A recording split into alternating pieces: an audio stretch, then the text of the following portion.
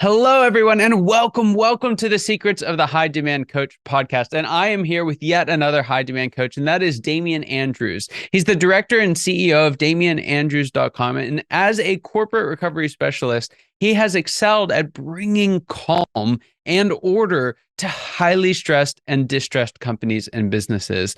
Damian's distilled and refined these often overlooked but fundamental leadership, negotiation, and innovation principles that he uses to help his clients succeed. Damian, I'm so excited about this conversation. I'm so glad to have you here. So welcome to the show.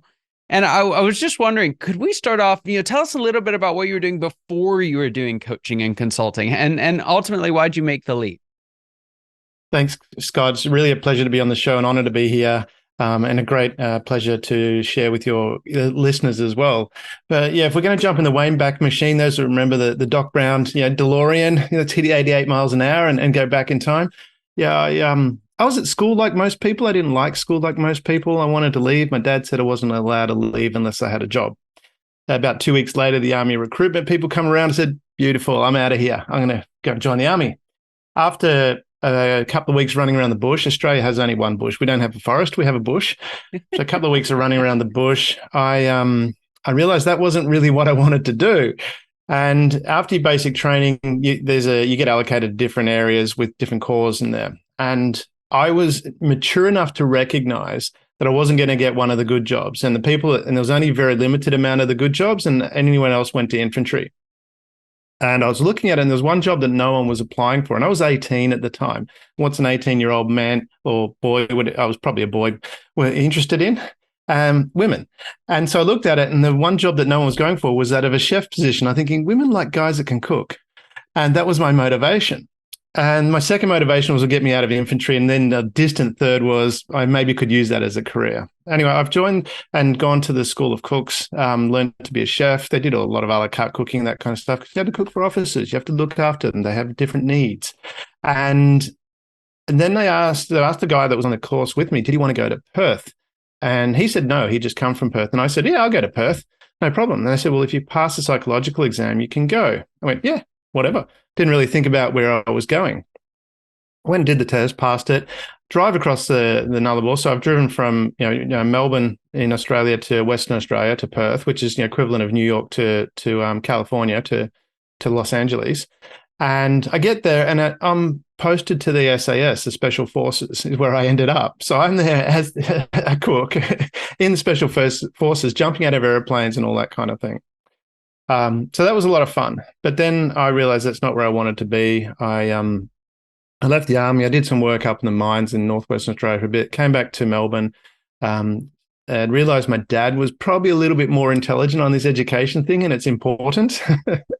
So I went back to, I went to university as a mature age student, studied accounting, law, commerce. Wouldn't recommend any of those for excitement, but I would recommend them for fundamentals. If whatever you're going to do in life, you need to understand the numbers. You need to understand the contracts that you're getting into, because they're just an instruction manual. You wouldn't play a sports game without understanding the rules. And then from there, I worked in corporate recovery for a number of years. I wanted to work there. It was a good space. I kind of thought of myself as a bit like Richard Gere. I was breaking up companies and splitting. I had more hair back then. I don't have much now, but I had a lot back then.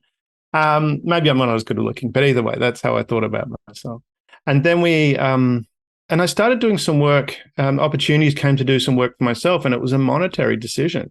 I could be an employee, get paid, or I could do the same kind of work that I was doing anyway and get paid 3-4 times the amount.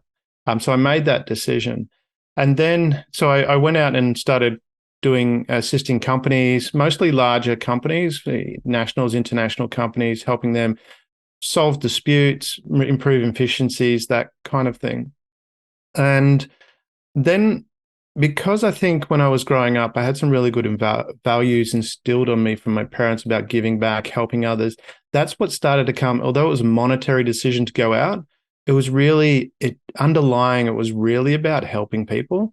And I would be, I'd be on a big construction site, for example, and I'd be talking to the people on the site about, life things. And I had one guy come up to me after I'd had a bit of a chat with people, and he was almost crying, big guy, tattoos, that kind of thing. He was almost crying. And he told me him and his wife were having problems with marriage, and I gave him a little bit of advice. We had a bit of a chat about it.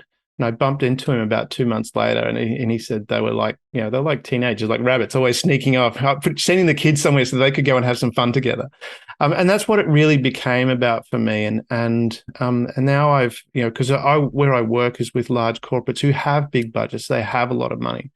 And they can afford the type of IP that I've developed. I've developed some really good IP to make life easy, whether it's money, relationships, all those kind of things. And it's instilled within the big companies, but again, it's at a cost. So because I really want to give back and really want to help other people, I've adapted that IP to be more affordable. And we've actually got a release coming. I'm not sure when this is going to go live, but in April, there's an update to the website coming where we'll have those technologies available to people at a more affordable price than what big corporates are willing to pay. Excellent, excellent. So you go from being a chef to being a special forces operative to going back to school, working in big corporate, and now you've landed on your feet. You've been doing this for a while. What would you say is some of the most important work that you do for your clients today? Yeah, that's a great question. And thanks for asking that, Scott, because it really is. When you look at what's really important, for me, it's always been about helping others. I remember after I left the army in Perth, I didn't have a job and I was just fluffing around. I had $20 note in my pocket. I had no money in my bank account and no job. And I was walking through the Perth Mall and an Aboriginal man came up to me and asked me, did I have any change? And I didn't. All I had was this $20 note. And I thought about it. I pulled it out of my pocket and I handed it to him. That was my last $20.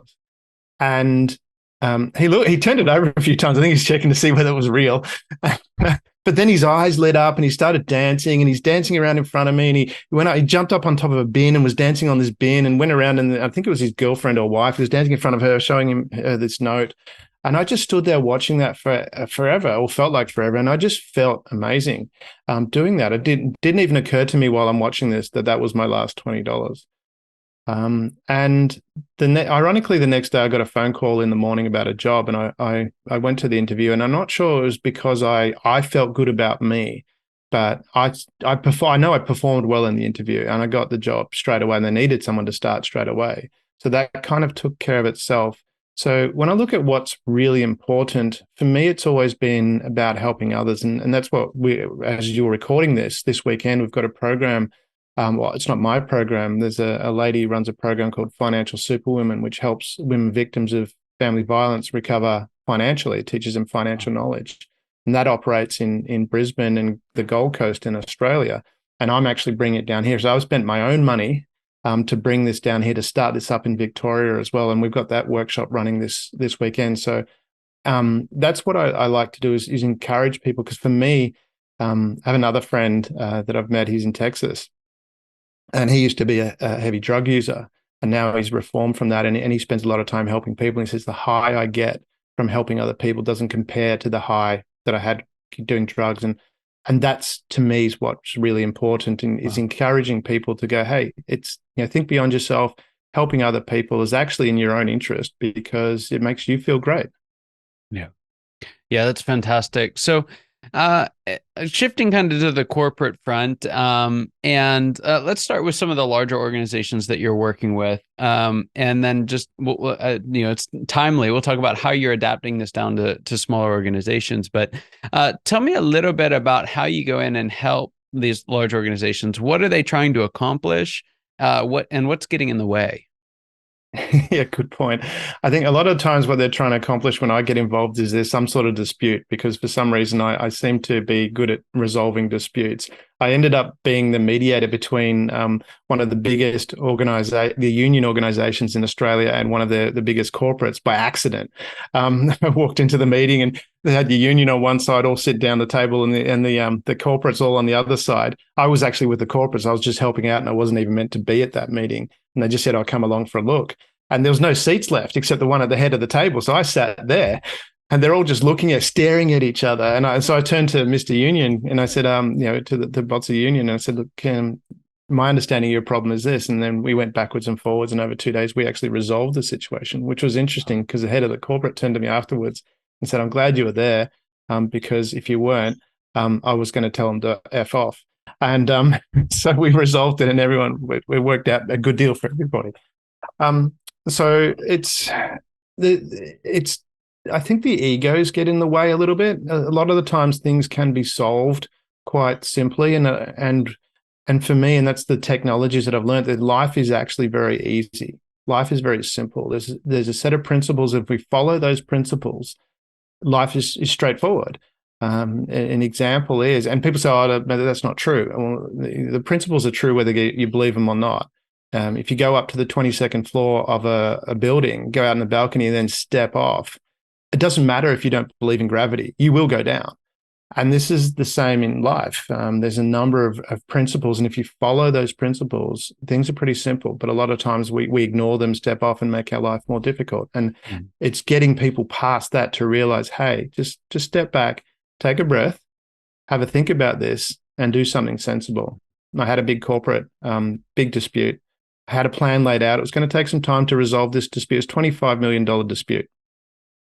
And he had a plan, and I explained it to the people, and I showed, this is what happens. If a mediation fails, it was very simple. It was in the contract. Mediation fails, next step is court. And we all know how expensive court can get. And so I said, here's a plan. We take control of this. We take control of the mediation. We work through it. There's issues that need to work through. It can't be done in a short period of time. It's going to take 12 to 18 months. Let's do that. And then big law firm comes in and says, no, let's do a one-day mediation. I said, see that line there? And they've gone, yeah, we see it. And so they've just followed big law firm, had the one-day mediation. It failed. Next step was court. Well, this happened nearly 3 years ago. They're still in court. It hasn't resolved, and my client has spent over $12 million in legal fees alone. They still have to pay it. They will have to pay the other side. That's a regardless. And this is the challenge that I face is getting people to actually stop and think, hey, I'm actually the one causing this. I just need to step back, follow some simple principles, and my life will be easy. Yeah, it's a fascinating thing because it's one of those areas of business and life in general that no one starts a business to get really good at disputing things. Like no one's like got marriage. You don't go into marriage looking to get divorced, do you? Survive 3 lawsuits. Like that's not on anyone's strategic agenda until they're already in it. They're already doing it. And as you know, it's oftentimes you're not too late because someone like you can come in and build bridges where they've been burned. But what is it that, let's take a business owner, they're leading a small business, maybe less than 50 employees. And, they're running and gunning. They don't have time for, reading every word of every contract. They don't have time for, employee handbooks and agreements and this and that and all the other. What would be kind of the best piece of advice you could give someone like that in that mode? When you're in that space, that can be a little bit difficult because you're in that space. You've got 50 employees and you've got to manage that. And to put that in context as well, a lot of people that go into business, whether it's your one-person bands or looking for something bigger, I would say the majority of them that I know of go in it for one of the key reasons they go in there is for freedom. And how often does that happen? Usually because there's a lot there, and I talk about that. My son's karate sensei is a friend of mine. He's a 7th Dan black belt, and we talked about it, about things being hard or easy. And I said, well, you're a 7th Dan black belt. If I asked you to do grading at a yellow belt level, which is the first level in karate, how hard would that be for you? And he goes, well, it'd be really easy. And I said, hard or easy is not relative to hard and easy is relative to to your level of skill to doing the task. And so that's what we look at from that perspective. A lot of times when a person, if you're in that space where you've got a business of 50, I'd be looking at, okay, what are the key systems? Because a lot of times we try and solve every problem, and that's just not going to happen. An associate of mine, I'll say associate, we're not good friends, but know each other quite well. He has a very large business turning over $100 million, or it was about 120.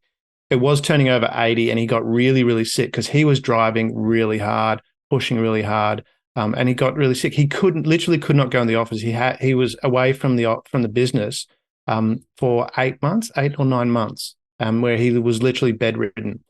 But he was getting reports and things like that. And what he actually found when he got out of the business and couldn't go there But he was giving guidance. This is the objectives I want, and letting the people do their work, do the things that they like doing. The business went from $80 million to $100 million in the time that he was sick, in those 8 to 9 months. That's a big increase because he got out of the way and allowed people to do the important things, that, because he'd hired really, really, really good people. Now his philosophy is different. He last time I spoke with him, he had just spent 3 months riding his motorbike around Mongolia, just getting reports and updates, and the business has gone from up to $120 million now. Wow. And he says, when I'm go to the office, I literally go there, put my feet up on the desk for an hour, walk around, chat to a few people, and then leave. I said, I just get out of their way. And I have another friend. He has a smaller business. It's turning over a little bit over $3 million. He has 3 employees. And he spends about 2 days a week in the business because it's a little bit smaller and he enjoys doing that. And then he's off playing golf the rest of the time. And he's making enough money out of that business to live the lifestyle that he wants. He's got his house paid off and all that kind of stuff. So, and I think from last time he told me, somewhere between 250 and 300,000 he makes. Gives him a lifestyle that he really enjoys. So it depends on really what you want to achieve. I mean, everyone is different. We want different things. But again, if you come back and focus on, and that's one of the things I do, certainly with my continuous improvement program, within Exceptional Effort, there's a continuous improvement module. And we bring people and we bring the employees in and say, okay, what are your biggest problems? Tell us your top 2. We go through, we sort them out and go, what's the priority? Let's focus on that, because you can't focus on everything. And the byproduct of that, I didn't realize when I was doing this, and there's a whole raft of things that we do along that continuous improvement program, but the byproduct of that, ironically, was that people stopped complaining, because the staff, they felt that they were being heard. They were getting FaceTime. These are the 3 important things for you staff is they need FaceTime, whether it is in person or you just speak to them on the phone or whatever. They need that connection or some way of getting their voice out, which links to they need to be heard, which is the other point. And they want to learn. Most people fit that category. If you give them that, they will perform really well. So as a business owner, where you're having that stress, focus on what are your key problems and get them from your staff. A lot of the times, the staff are in there doing the work. They know where their problems are. You just need to get it out of them. All of a sudden, you solve a couple of those problems. You give them the freedom to do what they love to do, which is, people want to give back. They want to help. They feel good about it. It produces dopamine in your body when you do that. It's just a chemical reaction. It will happen. That's one of those principles. And if you focus on that, all of a sudden, this busy you were talking about suddenly becomes a lot simpler. And then you can go off and play golf or whatever it is that you do to stress yourself out, because I think golf's a stressful sport. I used to play golf. Oh my goodness, that's hilarious. All right, so I'd love to ask this question. I ask it from of all my guests, and it is this: What's the biggest secret that you wish wasn't a secret at all? What's that one thing that you wish everybody listening today knew? Yeah, the one thing that I learned, that's a great question, Scott. It really is, because I learned this very late in life, and I'm older than I look. I'm actually 50, so I say I'm only a third of the way through my life. I think with modern medicine and the way things are improving, I'm going to make 150. Well, that's my goal. Literally, it is my goal. And but the one thing I learned very late in life was no amount of skill fixes a poor partner choice. And that applies in personal, in business. And I think because I was always taught to try and make things work, try and sort things out, but you're better off focusing on people that you align with. It's okay for people to have differences of opinion. That's part of how we grow. We learn from differences of opinion, and we want that. But if you're aligning yourself with people, if you're in a relationship, and you're starting to date someone, and there's a little bit, and you've got differences of opinion, like that are really, grating, that's not going to get better. The best you ever know someone is, or the best a person ever is when you first meet them. After that, it goes downhill. You learn that, they fart and do all these other things. It's like, just like everybody else. And it's the same in business as well. So what I've learned is there's people, we're just going to have different opinion, different philosophies, and that's okay. But if by aligning myself with people that actually align with me, my life becomes a lot more harmonious. There's less chance of dispute. We're going to be able to resolve things. And it's not that when I say no amount of skill fixes a poor partner choice, that's self. You're choosing to be with someone that's it's too dissimilar from what it takes for you to have a harmonious relationship. So if you can do that in your life, it really transforms that. So from my perspective, my life is really quite amazing now, because I'm just very careful about, if someone's got, I know that there's potentially going to be conflict there. It's like, I appreciate your opinion, but I'm going in this direction. Mm, that's so good. That's so good. It's fascinating because it is one of those things. It's all, roses and sunshine at the beginning. Yeah. I know a guy, Yeah, and we get into this stuff. And I mean, just tying all of this together, those people that you partner with, the deeper the partnership, the greater the chances of a dispute on the back end of that, right? If you're not careful in 100%. making sure you're aligned on the front end. So fantastic, fantastic advice. I'd like to do one more thing, and then we'll find out how folks can get in touch with you, hear more about what you do, and contact you. So before we get there, what would you say? Take off your coach consultant hat, right? Put Yeah. on your CEO hat with the Yeah. rest of us. Jump into the ring and talk to us a little bit about what's the next stage of growth look like for you and your business, and what challenges do you think you'll have to overcome to get there? Yeah, thank you for asking that. I really appreciate it, Scott. And I actually have a number of CEO hats. A couple of weeks ago, I was appointed CEO of a radio station. So that's one of the things that I do in my time. As they say, if you want something done, ask a busy person. Yes. And I've taken on another CEO role, not just, so I'm CEO of another organization as well. But what does it look like in the future? Yeah, there's so many exciting things that I've got coming up. And so we've got a launch of the technologies, the IP that we've developed to help make people's life easy, because it should be easy, and it is easy if you just follow these simple things, and also create the habit. And that's what my focus has been on about going in the future, is creating the habits of doing well, because most of what we do operate from habits. And that's the struggle that we have, is overcoming these habits in the past. And we just need to break that. So my future is really focused on overcoming that. And this year, actually, I made only one resolution. I didn't, when New Year's came, I didn't have any, because I'd already had my goals and intentions all set out. It was clear. I knew my mission statement. I have a personal mission statement. I knew all that. I'm going, well, what am I going to say? And I felt pretty good about how I was developing myself as well. And then through a conversation, someone said, we talked about listening, and I went, that's where it all. So I've really made this and my future about really listening, not just to verbally what they're saying, but all to the little cues, those kind of things. So it's about listening, connecting with people. And I've got a number of things I'm working on, as I mentioned, about the family violence area space that I'm working in. There's a project then got coming up called Being a Man, or Be a Man, sorry. And it's about, because it appears from some men have lost their way. What does it mean to be a man? And the foundation that I have, share.care, SHAIR.care, which is also the web address, we've rewritten and reintroduced the Knights Code. Not as a male thing, but as a gender neutral. This is what the modern Knights Code looks. This is a higher set of principles that we hold ourselves to. So just because a contract says you could, or just because something says you could, or just because some gorgeous woman comes up and says, "Hey, babe, let's go over here," doesn't mean you do that. It's what are the higher set of principles I'm going to hold myself to. So part of that mission is sharing that out. And another thing I'm working with a wonderful one called Huria Mossadegh. She's Afghani and one of the leading humanitarian rights activists. We're working on helping develop that region as well, the Afghan region, because there's such deep culture there.